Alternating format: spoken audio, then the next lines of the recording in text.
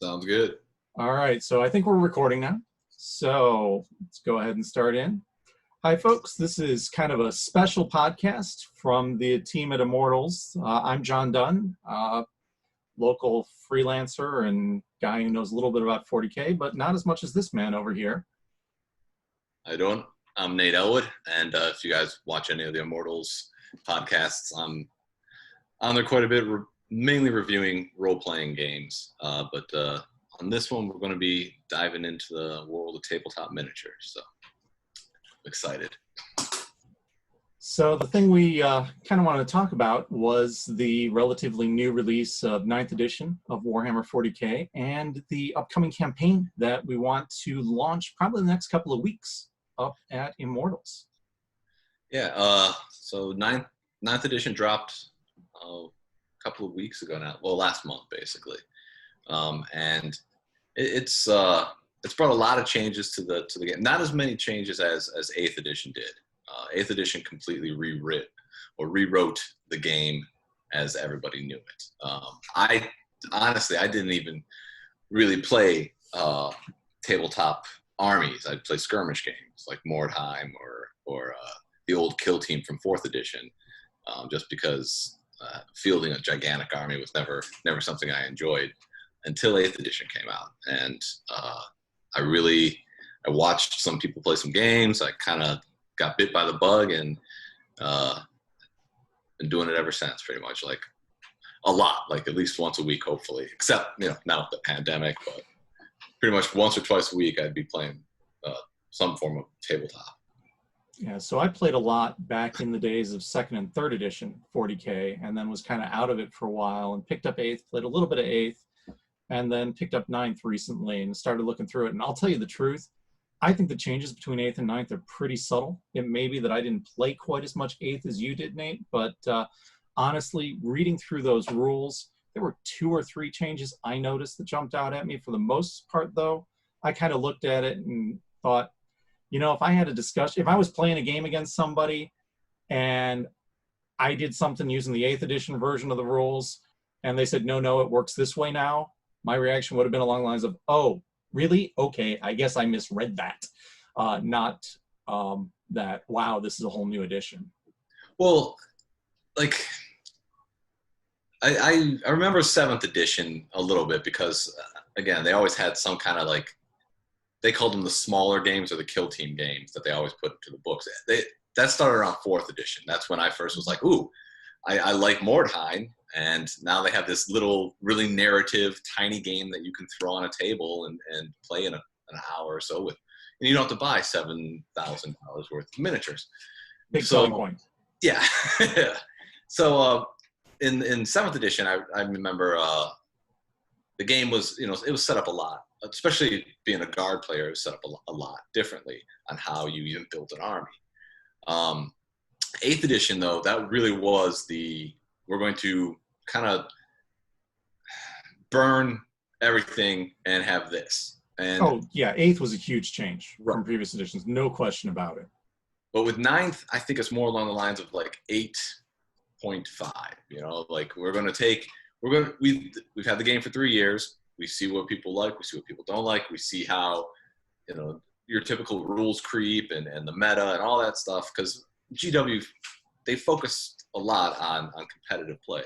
And a lot of people like competitive. I even like playing in tournaments or whatnot. I mean, I'm not a tournament guru by any means, but to me, it's awesome. I go to a local store, hang out with people that are in the community, and I get a full day of pushing little men around saying pew pew and rolling dice. I mean, I love it. But the people who really take it seriously, and a lot of people really do love the competitive side of it, and how to GW looked at that and was like, well, okay, we have to balance this, we have to balance that. You got all these different factions, all these different rules interactions. So when it came to 8th edition, I think they were finally putting together stuff that would be like, look, this is what 8th edition was our, build a foundation. 9th edition to me is kind of them putting the framework on the building that they're coming off of that foundation with. I think I definitely agree with that. And I think the fact that they've said, hey, your 8th edition codexes are largely going to work with 9th edition moving forward. And I think the fact that one of the first things they came out with for 9th edition was that tournament mission pack that you Yes. can pick up is another, that's part of the chapter approved pack, I think. I think that's another strong indicator that they really want to focus on having a relatively, at least, balanced form of competitive play. Well, most competitive play was done with the ITC rules, and the ITC is basically not an official like GW entity. They were really, I mean, the beginnings were just guys who really loved Warhammer 40K and developed a more balanced way to play missions so that you can have tournaments that were a lot more fair. I mean, they try to make it so that it came down to the general, the guy playing the other person across the table, not just, you mitigate the dice rolls as much as you can. That's part of the game. But a lot of it comes down to here. We want to make it so that at least everybody could be on a level playing field when it comes to the mission itself. You don't have a clear attacker and defender or anything like that. Like, we're going to make this so that, tactically speaking, we'll have it so that anybody who puts down an army can win a mission. And it kind of grew from there. And so what I see with the 9th edition in their mission book is a lot of what you saw in ITC. You had your primary objectives where you're going on the table and actually getting those objectives and holding them. And then you have your secondary objectives that were, a lot of them seem to be almost ripped right out of the ITC rules pack, where it's different units doing different things to get more points. So it's not just, I'm going to shoot you and you shoot me, or I charge in and hack you to pieces. It's, I need to get this unit to this corner of the table so I can get a victory point. I'll sacrifice these guys over here so that can happen. It brings in a lot more tactics to it. Yeah, and that's again, probably something that's worth pointing out to people that haven't played a lot of miniatures games or are really on the periphery of what Warhammer 40K is. And that's that, it's not just about throwing down several $100s worth of plastic people on the tabletop and eliminating all of your opponents. There is strategy and tactics to it, and depending upon what mission you end up playing, it can really change the feel of that game quite a bit. Well, that's the competitive aspect of it. You'll always have that. Some rules will come out that they call it either codex creep or rules creep, where here GW goes, here's a new codex for this army, and everybody looks at it, because let's face it, we're talking about a business here. So you can't have just the same over and over again. Nobody will buy. So they have to be like, here's some new ideas. Here's some cool stuff. And since they are the only ones with a codex right now, everyone jumps on that. And they're like, ooh, I get to use all this pretty stuff now. But that's never really what drew me into 40K. What drew me into 40K was actually, I loved Warhammer Fantasy roleplay. One of my all-time favorite games. I got involved in it in the mid-90s with my buddies. We played the entire Enemy Within campaign. And when I found out that it was the same world from 40K, I'm like, wow, that's interesting. And then when I started playing in 1999, a buddy of mine was like, hey, we have to go to Mark's. I'm like, oh, okay, why? He's like, there's this game that they have on the shelf. Because I didn't know this at the time. Mark's, they would buy crates of damaged material. Let's say you had a company and you had a 7 crates worth of crap coming into your company. One of them was damaged. You can't sell it now. So you sold it to Mark's at a discount, and then Mark's would try to sell what was ever on there. It didn't matter what was on that crate. It was, here, this was on there. So they had the original Mordheim boxes for $50. Wow. So, what a deal. Yeah. So, we bought those up, and we're like, oh, this is awesome. This is fantastic. So that's what got me into actually wanting to play miniatures. And then when 4th edition came out and I realized you could play 40K, except with a really small force, I'm like, this is awesome. But the best part about it was being a role player, loving story more than anything. I loved making scenarios for our Mordheim games or for our 40K Kill Team games at that time. You never played Necromunda back in the day then, did you? My eldest brother actually played Necromunda in the late 80s, I want to say. And it seemed like a really intense, like rules heavy game. Yeah, and it's right out of 40K 2nd edition. Those rules are very detailed. I just remember him and his 3 buddies, like, I mean, they had like the little laser pointers, you know, that you have for your cat with mirrors, you know, so that they can see if they could see around corners. And I mean, it just seemed at that time to me, I'm like, you know, I'd rather just sit down and like play a sci-fi RPG and talk about that instead of like putting all that on the table. And to be honest, I love to play the game. I like hobbying to an extent, but I'm not a fan of like paint. It's not that I won't do it. It's just that it's by far the least. Oh, dude, I am there with you. In my mind, painting is a means to an end. I want to have my figures painted so they look decent. Right. But first and foremost, I want to get the figures on the table. I want to be able to play an enjoyable game. Yeah, that's what I want to do. I mean, it comes to a point though where it's like, all right, I better start painting because they've been unpainted for 7 months. It's time to do something with them. But yeah, that's one thing I don't like about 9th edition right now is they're kind of really focusing on like, especially even in tournaments, which normally the bigger tournaments you had to have a painted army, at least 3 colors minimum to play in the tournament, which always kind of rubbed me wrong a little bit just because it's like, come on, you're already spending. Most armies are going to be like a tournament army. You're probably going to be spending upwards of $1,000. And then you're spending money on the tournament. Like, who cares if they're just? I mean, I get you want to. So I remember I used to play in the tournaments back in, I don't know, 95, 96 era, maybe 97. And when I did that, they would score on multiple criteria, and how you actually did on the battlefield was probably the least important, because they scored you on game results, but they also scored you on sportsmanship and on army composition and on army painting. So composition was, you know, how well themed is it? And they wanted things like, did you do a detailed write-up of your army? And, you know, why does this particular group of characters together? And then paint was, you know, how quality of the painting. And yeah, they'd have that 2-3 color minimum, but the fact of the matter is, if you're going to win painting, you needed, you know, 30-40 colors on each model. And then sportsmanship was scored by your opponent. You know, how much fun was it to play against this guy? Was it somebody that I got rules layered to death and, you know, couldn't touch a figure without him jumping down my throat? Or was it you know, a fun game where we both, you know, kind of reveled in it every time something happened?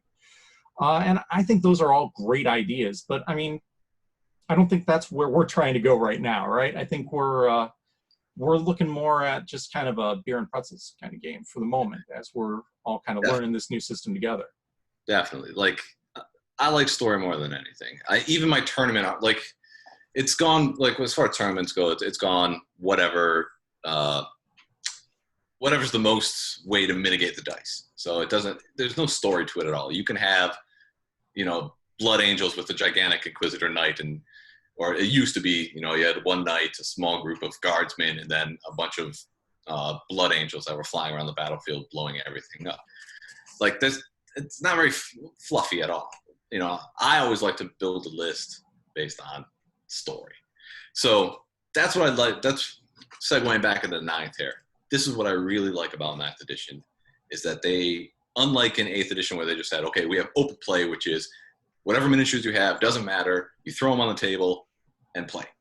Then you had narrative play, which was basically come up with a scenario and whatever special rules you want to throw in, have at it. And then with match play, it was, you know, this is even, or try to balance the game out as much as they can for a tournament. But now with 9th edition, they've brought in this Crusade play, which is narrative play, but it's what I think a lot of people have always wanted to do with Warhammer, wherein you start a force, and as you go through playing linked games, your force gets better. It actually will gain experience. It'll get mechanics for gaining that experience, and you can add to a story that everybody can participate in who's playing in the Crusade. So when I started reading that, I was like, ooh, wow, this is fantastic.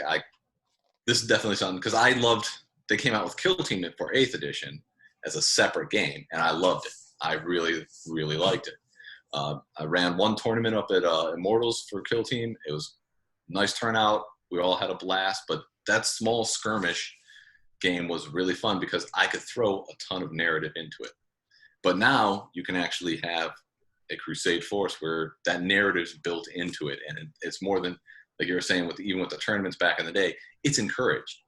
You want a themed army. You want a reason for all these guys to be together. You want to name this platoon or this infantry squad or whatever it may be. You know, what have they done throughout the Crusade and everything? And I think the mechanics that they've given it, according to the rule book, are pretty ambiguous at the moment. I shouldn't say ambiguous. I mean, they're concise rules, but they obviously can't, just content-wise, you can't throw, 15 factions at the moment, major armies in the game, or 14, somewhere on the around. order of, yeah, certainly. And, You if you start getting into different Space Marine chapters, it gets a whole lot higher, a whole lot faster.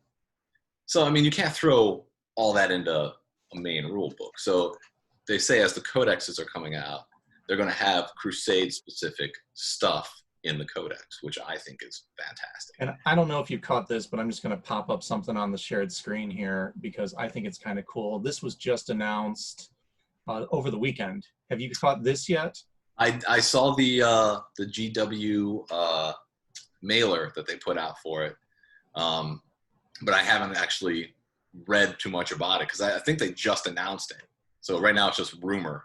Yeah, well, they literally just announced it, and they talked a little bit about it in that mailer that they sent out. But I think that's going to be a pretty cool thing, and I think anybody that's interested should probably hit up Immortals soon and get the pre-order in, because that looks like it's going to be a dedicated narrative mission, and I'm betting there's going to be some new rules in there, both for Necrons and for Primaris Space Marines, for a whole bunch of new missions and a whole neat story arc for folks to play through. And we may want to take a look at doing something with that in an upcoming Crusade plan, but we're probably getting a little ahead of ourselves on that front just yet.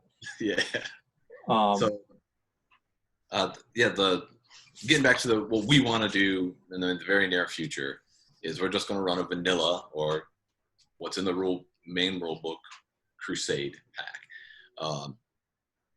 I got a story arc that I'm typing up and I'll have out soon, but basically we want it to be, like you said, like a beer and pretzels, just to start the game off. It's built, the Crusade system is built to be kind of like an escalation type of game, where you start off with a small force, and then as time goes on and you play in battles, you get these what's called requisition points, and you can use those requisition points on many different things, but one of them is to increase the amount that you put into your army, how many power levels of miniatures that you can bring into your army.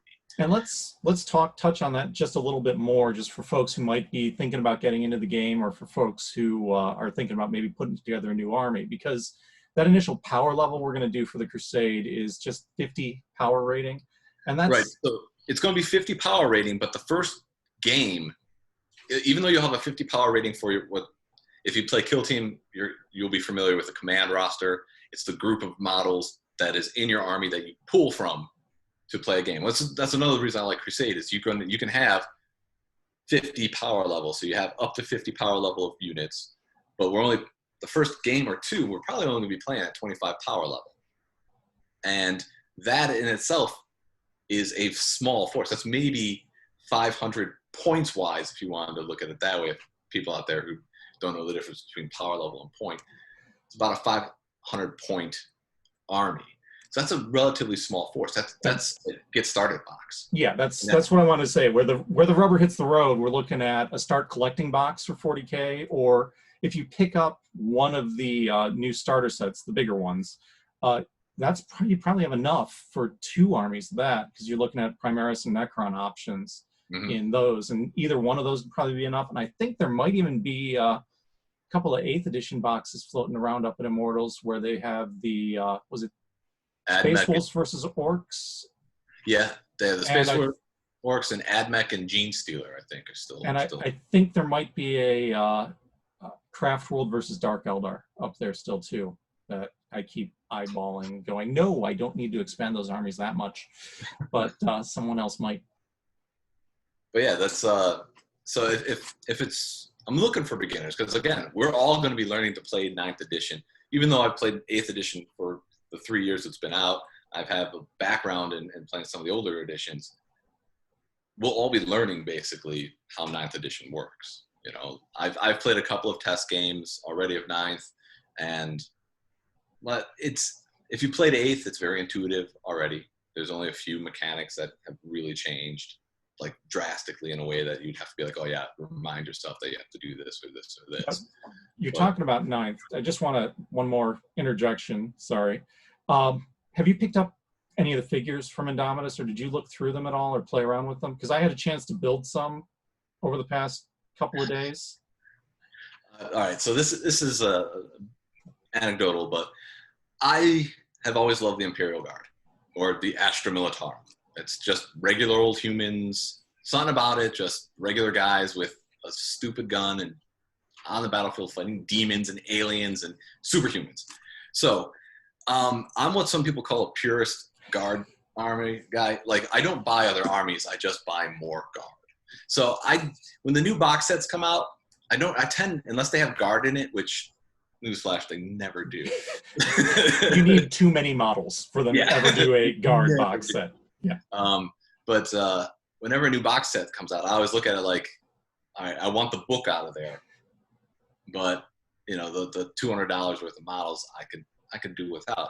It's not that I don't like the lore of some of them. Like Necrons, I think are interesting. Space Marines are ubiquitous. So I mean, if they really, I mean, Space Marines are the golden army of GW. I mean, Space Marines are the army that pays for GW to continue to exist. Yes, and in all of their forms, be it Chaos or Imperium. You think 40K, you're thinking Space Marine. You don't think Necron normally. Like, I'm glad Necrons are getting some love in this new edition, simply because they were kind of like the redheaded stepchild of last edition. Like, there was a lot of people who played different armies that weren't Gene Stealers or Space Marines or Chaos, that felt really like, man, you guys haven't done anything. Like, all the orc, and they are fanatic players, orc players out there. There are guys who just play orcs, that's it. They don't care about anything. They were kind of disappointed because they're like, oh, Orktober, and then nothing happened. It was like, well, wait a minute. That Speed Freaks box set is stunning. I mean, there is some amazing stuff in that box set. I realize it's not, you know, codex breaking, but those are fantastic models. Again, I'm not an orc player, so. So I am the exact opposite of you when it comes to armies. I play them all. I have way, way, way too many models. And that's how I know I'll live forever, because, you know, I have an infinite supply of unpainted plastic in my basement. But the reason I brought this up in the first place was I did have a chance to assemble some of the Necrons. And I guess the stuff in the Indomitus set is what they call their easy to build stuff. Oh, the snap fit or things like that. That's exactly it. I was blown away. I was snipping the stuff off and I was test fitting things before I glued them. And I realized that as I test fitted them, there was no point in putting glue on it. These models were like ready to paint from just popping them together. I mean, and this wasn't like, I don't know if you experienced these, but in the 70s and 80s, there were really crappy snap together models, like model planes that you could build, and they were terrible. They'd have, you know, gaps that were like a 1/4 inch wide when you snapped them together. These were not like this. This was, I put it together and I went, wow, that's built. I don't need to take this apart to try and glue it. And I mean, the seams are very manageable.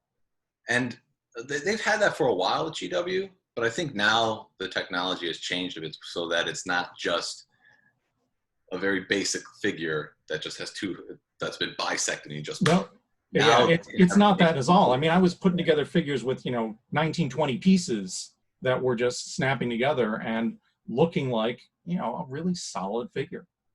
Yeah, because it used to be just, oh, you have a Space Marine. Okay, well, this Space Marine looks exactly like every other Space Marine. You just change the head on it. Yeah, or the assembly process was attach the hands and the gun, and you're done. Yeah. Here's the body, here's the head, hands, gun, done. And then whatever color you painted is whatever chapter you're going to be. Oh, they're blue Marines. Yes. Yeah.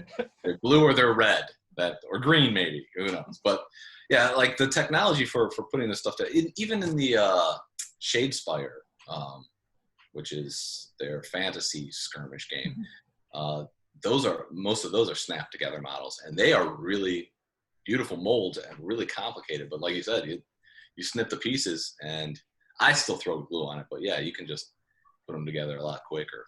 I So really think that reduces the barrier to entry. You know, I mean, just being able to put it together so neatly does make the game a lot more playable. I compare it to some of these other miniatures games by less established companies that have come out, where just putting the figures together is, you know, a couple of week process.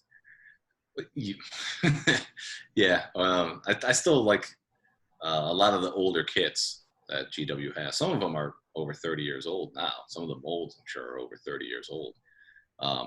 They could get a little complicated and fidgety to get them all together, right? Especially when you got hands coated with super glue. But yeah, getting an army on the table ready to play is a lot quicker now, especially with the, like you said, with that starter box. I mean, it was meant so that you get that box, you get the rules, you get a battle mat, you get some cardboard cutout stuff from scenery. You can snap those models together in a day and then be rolling dice.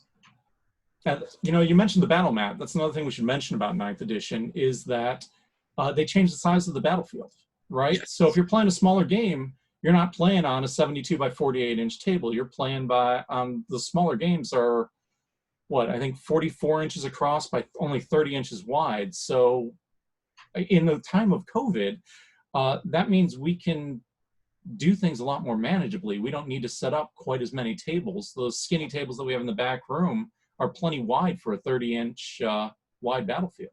Kitchen table works for it as well. I mean, once you get to a certain point level, you have to make like if you're going to play a 2,000 point game, it's basically, they took kill team boards that are 15 by 22, and they said, well, put 2 of those together, and you can play up to this many points or this much power level of an army on that.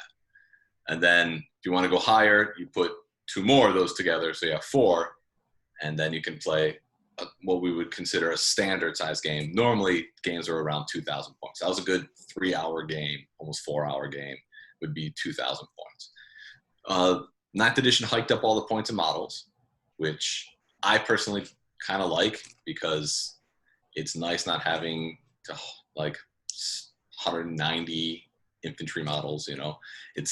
I like Wait a minute. The Imperial Guard players complaining about having to bring too many models? Uh-huh. Yeah. Well, I normally play at least 150 infantry, at least. That'd be my minimum. So yeah, it's a lot of models. It's a lot to bring in the case, especially if you're playing against a Space Marine guy who has like a lunchbox that has 15 models in it, and it's the same points. You know? Oh, you're playing a high point game if he's got 15. Yeah. And I mean, I get why GW back in the day made all the models less expensive point-wise, because they're like, wow, people really like playing this game. Well, if we make a guardsman, instead of being 10 points per model, only 3 points per model, they'll have to buy at least 3 times as many. You know? So, I mean, I get it from a business aspect, but I like that they hiked the points, and I like that the battlefield is smaller. I really do. Some people complain about it. Oh, you know, like now I can't outrange people with my guns. Oh, it took... Every time I hear any type of new edition, any type of new codex, you always have the people who are like, oh, they ruined the game for me. It's like, no, just...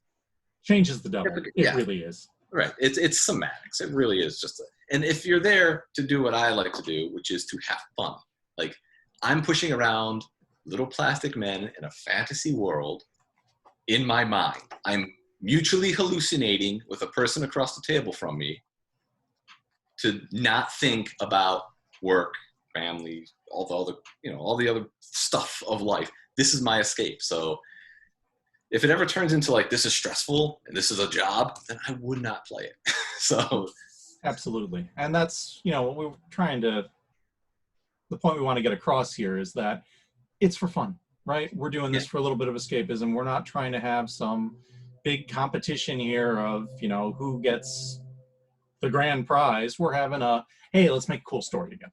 Yes. And not only that, what I love about it too is there's a lot of cool things about Warhammer as far as lore goes. I mean, the game's been around for 30 years, and there's countless books and even fan stuff that has been put out for this game. And the types of armies that we want the people who get involved in this to build are going to be that really narrative you know, you're not going to say, well, I'm going to put this in because this is, this model is really points effective, or it's really, you know, like you're not going to, I don't want people to metagame. I want people to be like, ooh, I don't get to play Inquisitors. Like this guy, I'm going to bring in Inquisitors. That sounds really cool. They're not great on the table, but it's narratively, it's really cool. And similarly, I've always wanted to paint this model. Look, now I've got an excuse to paint it and field it. And as soon as you paint it and put it on that table, I want to be able to blow it up on first turn before you can do anything with it. Well, that's the magic of having a newly painted figure, always. But yeah, that's the type of stuff I want people, or at least that's the mentality I want people to get into playing with this. This isn't going to be like, unlike leagues or anything where you have to pay money to go into it or whatever. This is just, if you want to come and be in the narrative, awesome. Come in, come up with a story. I'll send you once I get it all typed up, I'll send the overarching storyline, and everybody who's going to play will set up our own games. Well, and let's talk about that communication too, because that's something we want to make sure people know about. I imagine we'll have some posts up on Facebook about it, but Josh did just set up a room in the Discord so that we can talk 40K, and we're going to use that as one of our big means of communication between people, so that, you know, people can talk smack before and after their games. And this is very important. Absolutely, it's critical. But also so that we can keep everybody in the loop on how things are going, so we can go, you know, if help coordinate games, because we're not going to have everybody plays at this time. It's just not practical to try and bring everybody together, both because of everybody's other commitments, because we all have lives. But also, you know, time of COVID, we can't bring that many people into the store at once. So we're just going to try and use that as our means of communication to say, okay, when can you get together? And these aren't huge time commitment games, because we're talking low points level. These should be, even as we're learning the system, these should probably be 1 to 2 hour games, at least. That may go up a little bit over the course of the campaign when people get bigger armies, but initially, that really should be plenty. Well, I mean, and like I said, this is going to be a learning experience. Really, I'm going to call this like our pre-campaign. I'm going to set a story arc that will probably tie into the one if we get this really going. And it's going to basically be, all right, we're going to take, I think, what 8 weeks or 10 weeks of games. The people who want to play in the Crusade campaign, the only commitment that I'm asking is 1 game per week. Obviously, you know, stuff happens in life. You know, I'm not going to be like, oh, you didn't play that week, you were kicked out or something ridiculous. But if it's like, I'm going to come once every, you know, 3 weeks or 4 weeks, no. We want people to have a time commitment of at least 1 game a week, which isn't a huge thing. It really isn't. I mean, it's 1 night out of a week. So over the 10 weeks, we'll play the game. We'll see how the system kind of works. Because right now, on paper is one thing. Putting it on a table with a bunch of people to really get into it is different. And at the end of it, I'm hoping that everybody who played can at least be like, this is what I liked about the game. This is what I liked about the Crusade system. These are ideas that I would have to change it. And that way, when we go for another campaign, everybody can be collaborative and be like, look, this is what we like. This is what we definitely don't like. This is the type of game I want to play. That's kind of what I want to make. I don't want it to be rigid or anything. I just want an enjoyable game that everybody can participate in and contribute to a really cool story. And like I said, have a couple, well, if you're playing at home, have a couple beers and just enjoy an evening of Warhammer. Absolutely. Yeah. And a couple of other things we wanted to talk about was, so starting off 50 power rating. I mentioned the start collecting box or one of the armies from the starter set. It's probably going to be enough to get you going. Mm-hmm. We did say, I think, probably going to have in the ballpark of 6 to 8 players is the size of the crowd we were looking at. And we've probably got 4 or 5 of those slots taken now. So if you are interested in getting on board with this, let the folks at Immortals know, or pop into the Discord as soon as you can to let us know that you want to get involved. Because, you know, we want to know, when we get things set up, we want to know what armies folks are interested in playing, so that we can make sure that there's a good way to fit them into the storyline that we're establishing for this first campaign. And yeah, I think that's pretty much the majority of the stuff we wanted to talk about. Was there anything else you wanted to touch on? No, I just I think we covered Yeah, I think we covered all the time commitment wise, what we plan on doing, how we plan on playing. Yeah, I think that's about it.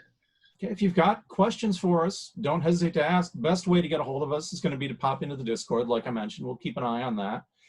Or, you know, pop into the store and talk to Carlos. If he's around, he'll say, I don't know, talk to Nate. Yeah, you'll get pointed in my direction. Yeah, that's pretty much the gist of it. Do you want to talk about what army you want to play?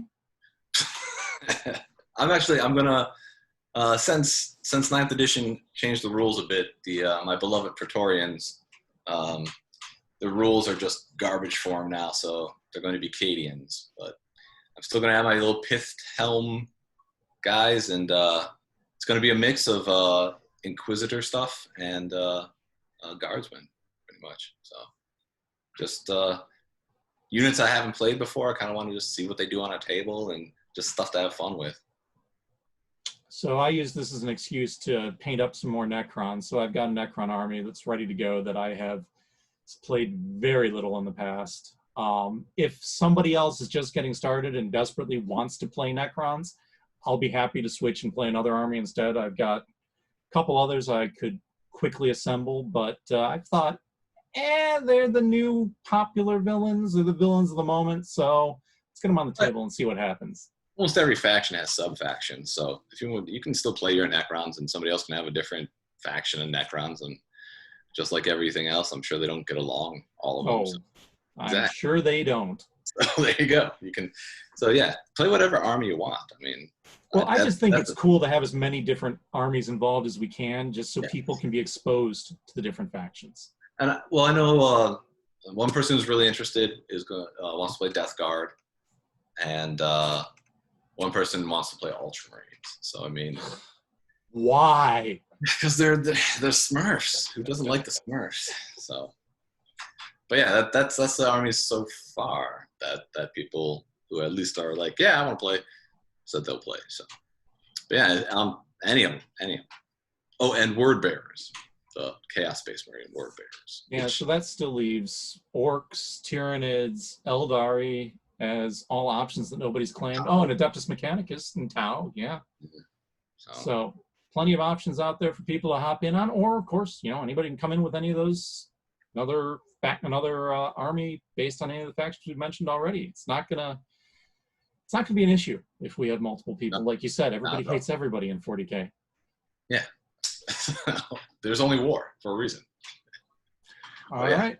Well, thanks for your time. And like I said, let us know if you have any questions or if you want to join the fun. And if you just want to check out a game that's being played, I don't know if we're going to have the schedules posted anywhere. But again, if you pop into the Discord, you'll probably see us chatting about coordinating the games in there.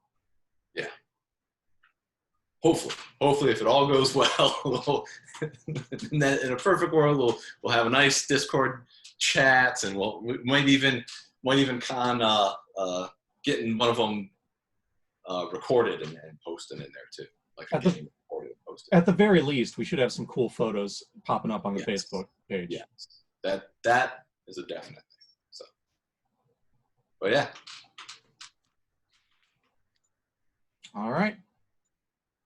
Well, thank you for having me. Well, thank you for taking the time out so we could do this. I'm looking forward to playing. Take care, folks. Take it easy.